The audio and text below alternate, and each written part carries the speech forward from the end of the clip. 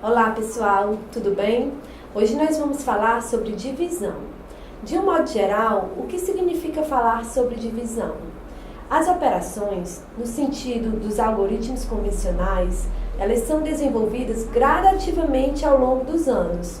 O conteúdo da divisão encontra-se no eixo de números e operações. Os alunos do quinto ano, de um modo geral, devem associar a divisão ao ato de repartir algo. Assim, eles devem associar os termos da divisão a uma funcionalidade, entendendo o que é dividendo, divisor, o resto e o quociente.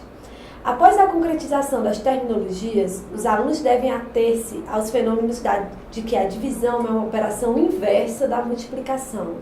Nesse sentido, professor, a aprendizagem efetiva da divisão está diretamente relacionada à aprendizagem da multiplicação. Se nos perguntarmos quais seriam os principais objetivos da aprendizagem, eu diria que alguns seriam elencados. 1. Reconhecer as terminologias da divisão. 2. Consolidar o conceito de divisão. 3. Reconhecer e aplicar as divisões por 10, por 100, utilizando o cálculo mental. 4. Estimar a ordem de grandeza do resultado de uma divisão. 5. Utilizar o algoritmo para o cálculo de divisão.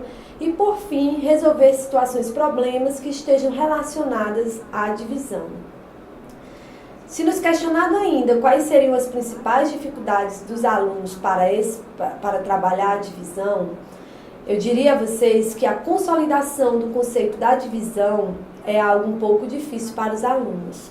Por muitos anos, alguns alunos se limitam à memorização da tabuada da divisão, sem entender o que os resultados de fato significam. É necessário que, além do domínio completo do conteúdo da multiplicação e da divisão, se estimule a prática cognitiva de resolução de problemas, uma vez que esta prática é mais profunda do que a simples utilização de um procedimento de cálculo. Se questionado ainda, que estratégias o professor poderá utilizar para facilitar o trabalho? Nas primeiras aulas, o professor deverá apresentar por diversas vezes o conceito de divisão. Sugere-se ainda separar aulas semanais com jogos em que o conteúdo possa ser aprofundado.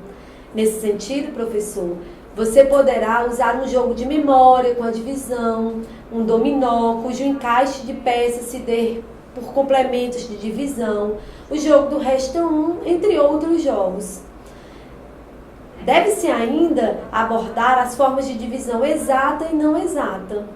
E, por fim, quais seriam os descritores que estão associados a esse conteúdo? Se pensarmos na matriz do SPAES, 3 descritores abordam a divisão de forma explícita. O primeiro deles é o descritor 3, que solicita que utilizar o uso de procedimentos de cálculo para obtenção de resultados na resolução de multiplicação ou divisão envolvendo números naturais. O D5, que pede para que seja resolvidas situações problemas que envolvam a operação de multiplicação ou divisão com os números naturais.